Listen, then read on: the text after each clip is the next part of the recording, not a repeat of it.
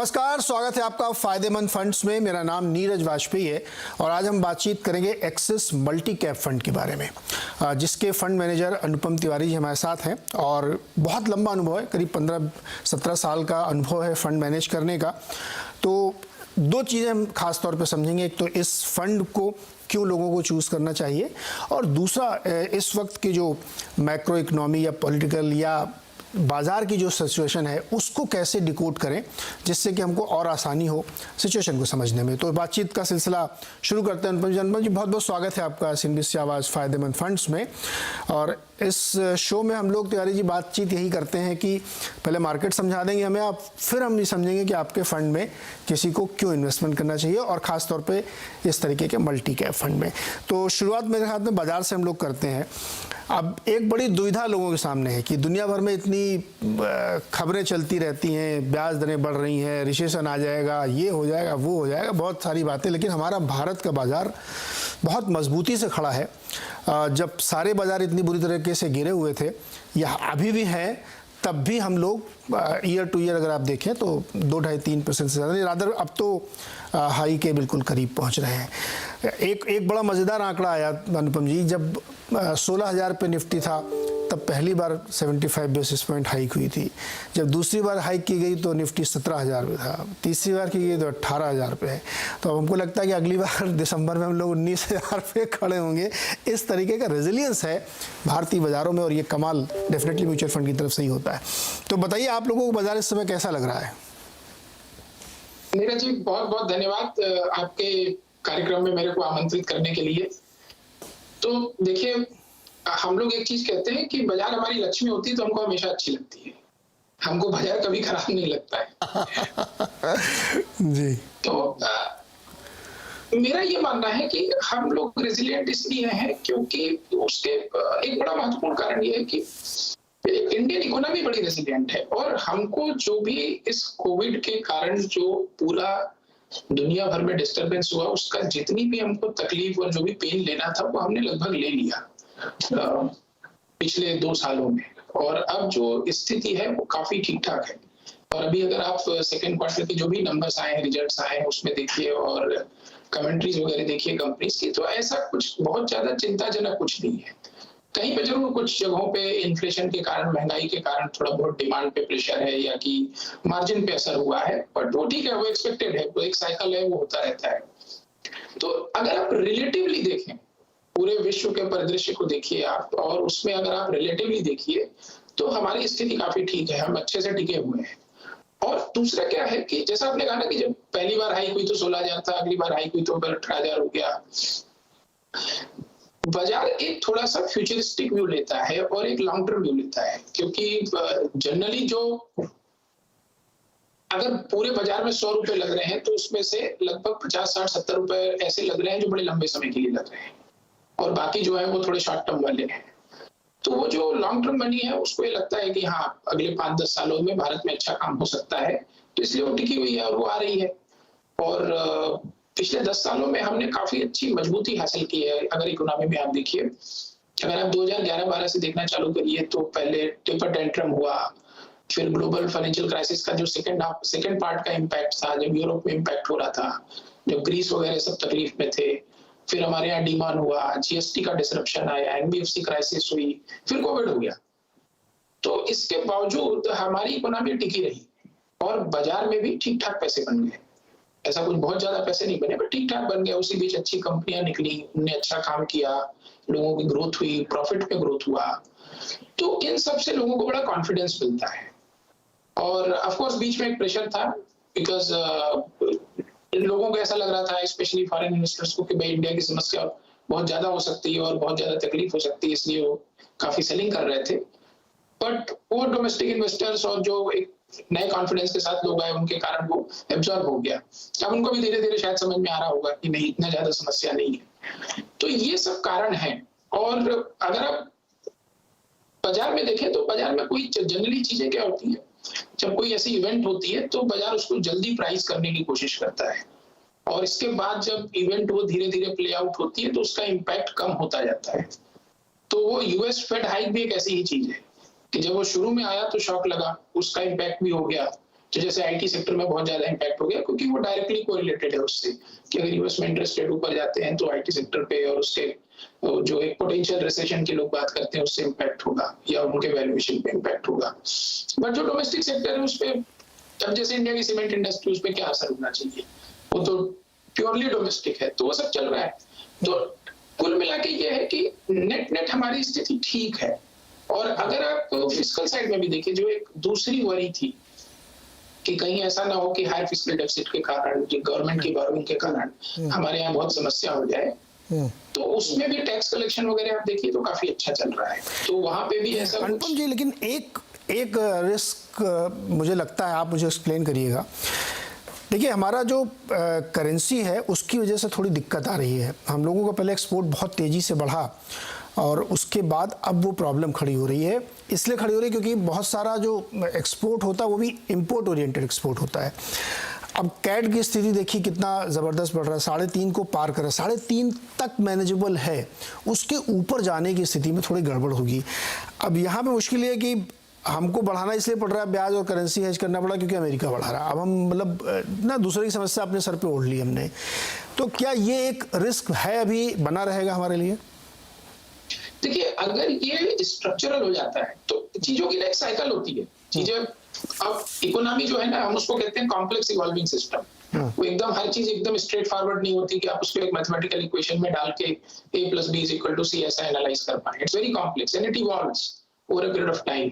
तो वो आपको एक चीज समझनी होगी। तो अगर आपका करंट अकाउंट डेफिसिट बढ़ रहा है, इसका एकदम ही लेमन टर्म्स में अगर आप कंक्लूजन निकालें, इसका मतलब कि आपकी करेंसी ओवरवैल्यूड है ना। अदरवाइज आपका current account deficit, non oil छोड़ दीजिए, मतलब ऑयल छोड़ दीजिए आप, जो हमारे यहाँ होता ही नहीं, पर जो बाकी है non oil current account deficit है, अगर वो बढ़ रहा है इसका मतलब, ट्रेड डेफिसिट जो है अगर वो बढ़ रहा है इसका मतलब आपकी करेंसी ओवरवैल्यूड है। तो करेंसी पहले क्या थी हमारी, थोड़ा सा रिलेटिव बेसिस पे वो ओवरवैल्यूड थी और वो धीरे धीरे एडजस्ट होगी। तो ये साइकिल है और ये होगा, इसका धीरे धीरे एडजस्टमेंट होता है इकोनॉमी में। मतलब आप हर दिन एकदम परफेक्ट इक्वेशन के हिसाब से नहीं चल सकते और इससे होगा कि थोड़ा इंपोर्ट सब्स्टिट्यूशन होगा। जनरली हमने ये देखा है, अगर आप बहुत लॉन्ग टर्म डेटा एनालिसिस करिए और ध्यान से देखिए, तो करेंसी डिप्रिसिएशन से कोई ऐसा बहुत ज्यादा एक्सपोर्ट कॉम्पिटिटिवनेस नहीं बढ़ती है। एक्सपोर्ट कॉम्पिटिटिवनेस बढ़ने का केवल एकमात्र कारण है, मतलब दो चीजें हैं उसमें बहुत महत्वपूर्ण, वो होती है एक तो इनोवेशन और दूसरा होता है प्रोडक्टिविटी। जनरली ये दो सबसे इंपॉर्टेंट कारण है। तो अगर आप प्रोडक्टिव होते जाएंगे और अगर आपका इनोवेशन ग्रेडियंट बढ़ता जाएगा तो आप वैसे ही अपना एक्सपोर्ट बढ़ाते रहेंगे इररिस्पेक्टिव ऑफ करेंसी। इसमें बड़ा इंटरेस्टिंग डेटा पॉइंट है कि सेकेंड वर्ल्ड वॉर के बाद से लेके अगर आप सन 80 के दशक या 90 के दशक तक देखिए, तो एक्चुअली जापान का एक्सपोर्ट बहुत तेजी से बढ़ा, जबकि उनकी करेंसी भी बहुत तेजी से एप्रिशिएट की। तो ऐसा नहीं था कि वो करेंसी डिप्रिशिएट कर रहे थे इसलिए एक्सपोर्ट बढ़ रहा था, एक्चुअली उनकी करेंसी बहुत ज्यादा एप्रिशिएट कर रही थी, फिर भी उनका एक्सपोर्ट बढ़ता था क्योंकि वो बड़े कॉम्पिटिटिव थे, वो इनोवेट करते थे, नए प्रोडक्ट लाते थे और उनकी प्रोडक्टिविटी गेन बहुत ज्यादा था। तो करेंसी को जनरली आप एक्सपोर्ट से मत जोड़िए। हाँ, करेंसी का थोड़ा बहुत इम्पैक्ट इंपोर्ट सब्स्टिट्यूशन पे हो जाता है, क्योंकि इनहेरेंटली अगर आपका ट्रेड डेफिसिट है मतलब आपकी करेंसी ओवरवैल्यूड हो रही है। इसको वन वर्ड में कहें तो अगर आप डिमांड जनरेट कर सकते हैं तो दिक्कत नहीं होगी, भले ही करेंसी अप्रिशिएट होती भी रहे या डिप्रिशिएट भी हो जाए, कोई फर्क नहीं पड़ता, क्योंकि डिमांड आप अगर जनरेट कर ले रहे हैं तो फिर आपका एक्सपोर्ट बढ़ेगा। और बहुत से एग्जांपल आपने जापान का दिया। अब तिवारी जी, बात करते हैं आपके मल्टी कैप फंड की। एक बड़े जेनरिक सा सवाल है, जेनरिक सी बात है कि लोगों को बाजार देख के मन करता है कि इधर पैसा लगाएं उधर पैसा लगाएं, कभी थीम वाले प्रोजेक्ट में कभी में, लेकिन एक अप्रोच ये होता है कि भाई इतना बड़ा बाजार है तो उसमें सब कुछ हमारे बास्केट में थोड़ा थोड़ा हो जाए। तो ये जो मल्टी कैप फंड होते हैं ये किस थीम को लेके आप लोग बनाते हैं, किस तरीके की एपिटाइट को आप लोग फुलफिल करते हैं? देखिए, क्या होता है कि म्यूचुअल फंड का हर प्रोडक्ट जो है वो अलग इसलिए है क्योंकि हर इन्वेस्टर की रिक्वायरमेंट अलग है। तो कोई व्यक्ति 25 साल का है, उसकी एक रिक्वायरमेंट है, कोई व्यक्ति 40 वर्ष का है, उसकी एक रिक्वायरमेंट है, किसी व्यक्ति की उम्र 60 वर्ष की है, उसकी एक रिक्वायरमेंट है। तो अब रिक्वायरमेंट हम जनरली दो तरीकों से बांटते हैं। एक है उसके पास टाइम होराइजन कितना है। पूरे इन्वेस्टमेंट में, स्टॉक मार्केट में जो सबसे इंपॉर्टेंट चीज है वो है टाइम, बाकी इतना कुछ ज्यादा इंपॉर्टेंट नहीं होता। टाइम बहुत इंपॉर्टेंट है। अगर आप सही टाइम नहीं रखेंगे, होराइजन नहीं रखेंगे और अपने टाइम होराइजन को सही तरीके से नहीं समझेंगे तो आप हमेशा गलती करेंगे। ये सबसे पहली चीज है जो आपको समझनी है। और दूसरी चीज है कि आप कितनी वोलेटिलिटी झेल सकते हो। जैसे कोई 60 वर्ष का व्यक्ति है तो वो बहुत ज्यादा वोलेटिलिटी नहीं झेल सकता, लेकिन जो 25-30 साल का व्यक्ति है उसके पास अभी लंबा समय है, उसको तुरंत अगर पैसे नहीं चाहिए तो वो वोलेटिलिटी झेल सकते हैं। तो अब हर प्रोडक्ट जो होता है म्यूचुअल फंड में जब डिजाइन करते हैं तो इन दो चीजों के हिसाब से डिजाइन करते हैं। तो जैसे लार्ज कैप, मिड कैप या स्मॉल कैप में अंतर क्या है कि लार्ज कैप उनका वोलेटिलिटी कम है, आप थोड़ा कम टाइम होराइजन के साथ भी उनमें इन्वेस्ट कर सकते हैं क्योंकि कंपनियां एस्टेब्लिश होती हैं और चूंकि वो बहुत बड़ी है और बहुत ज्यादा कोरिलेटेड है ग्रोथ एस्पेक्ट से इकोनॉमी की, तो उनमें ग्रोथ या डिग्रोथ जो भी होना है बहुत जल्दी हो जाता है। Mid cap small cap companies में टाइम लगता है पैसा बनने में और वो वोलेटाइल होती हैं क्योंकि उनमें आउटलुक चेंज होने का बहुत फर्क पड़ता है उनके स्टॉक प्राइस में, क्योंकि वो इतनी एस्टेब्लिश नहीं है। तो जब हम स्मॉल कैप फंड रखते हैं या कोई मिड कैप फंड रखते हैं तो बहुत सारे लोग इसलिए इन्वेस्ट नहीं कर पाते हैं क्योंकि इसमें वोलेटिलिटी ज्यादा है, थोड़ी घबराहट भी होती है और जब पैसा बनता है तो सब अच्छा लगता है, लेकिन जब गिरता है बाजार तो बहुत तकलीफ होती है और कई लोग टाइमली इन्वेस्ट नहीं करते उसमें, उसके कारण या जो आप कहिए एक डिसिप्लिन होता है वो टूट जाता है। तो इसलिए ये प्रोडक्ट डिजाइन किया गया है जिसमें कॉम्बिनेशन है कि लार्ज कैप भी है, मिड कैप भी है, स्मॉल कैप भी है, तो आपको ज्यादा सोचना नहीं है। जनरली हम लोगों ने देखा है कि आप एक ब्रॉड लेवल पे बात करिए तो इन्वेस्टर की समझ जो होती है वो बहुत ज्यादा बियॉन्ड डिफाइंड नहीं होती, बहुत ज्यादा चीजें ट्रैक नहीं कर सकते कि उनको अपने भी जीवन में कुछ और काम करने हैं। तो इसलिए एकदम सिंपल प्रोडक्ट है कि इसमें 25% जो है मिनिमम तीनों चीजें रहेंगी, large cap, mid cap, small cap.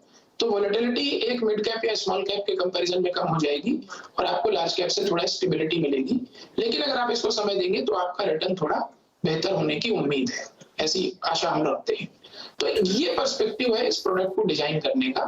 अब उसके कारण एक उसका ड्रॉबैक है कि इसका टाइम होराइजन बढ़ जाता है। तो अगर आप किसी लार्ज कैप फंड में 2 या 3 साल के पर्सपेक्टिव से इन्वेस्ट कर सकते हैं तो इसमें आपको 5 साल का पर्सपेक्टिव जरूरी है क्योंकि उसमें कॉम्बिनेशन है स्मॉल और मिड कैप का भी। वो तो कोई भी ऐसा व्यक्ति, हाँ, वो एक साइकिल को आप राइड कर लेंगे और उसमें हर तरह की चूंकि प्रोडक्ट है तो आपको रिटर्न आपका जो है दूसरे के कंपैरिजन बेटर होगा। जहाँ पे एक ही तरीके के हैं तो कोई बहुत ही सुस्त है या कोई स्लो है, इसमें कॉम्बो ये फ़ायदा होगा।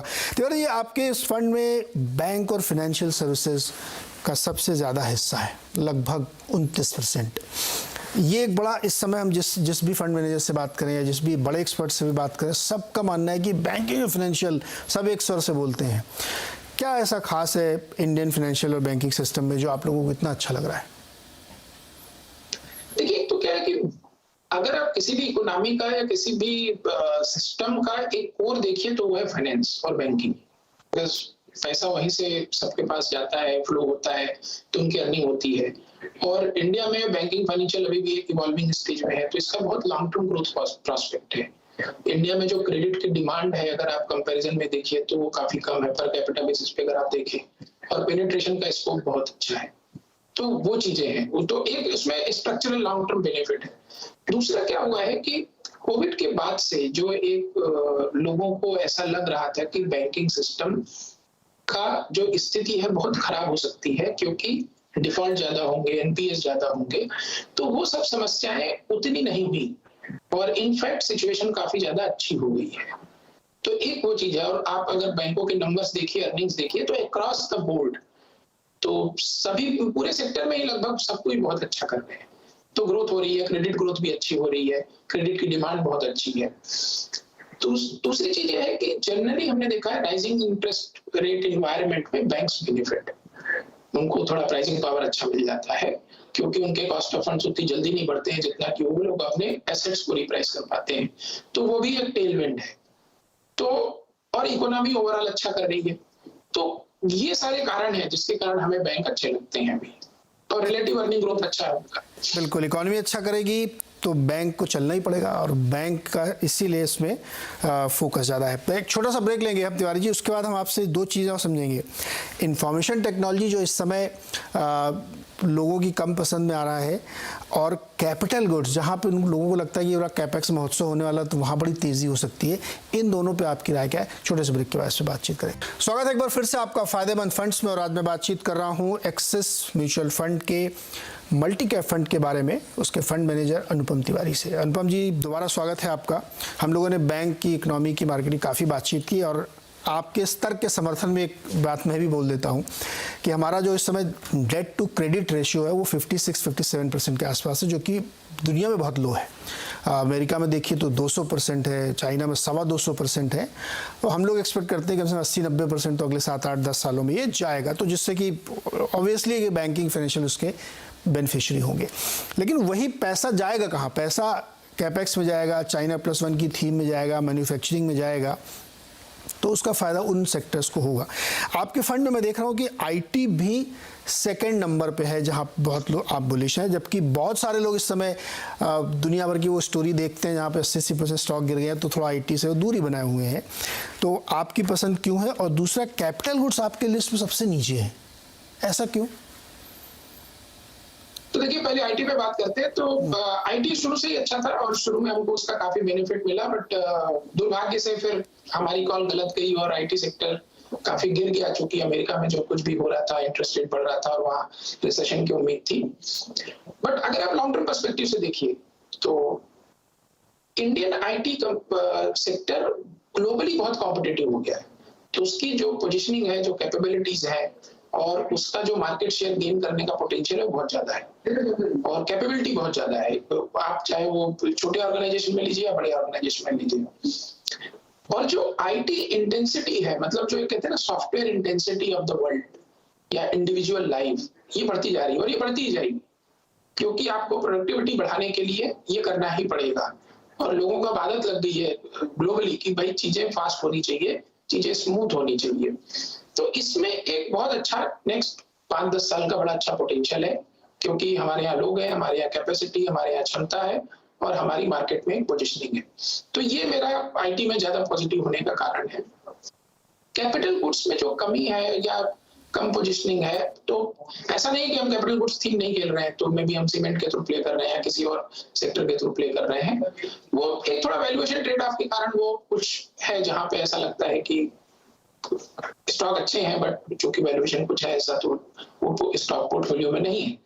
बट ऐसा ब्रॉड कुछ ऐसा सेक्टर पे बहुत निगेटिव नहीं है।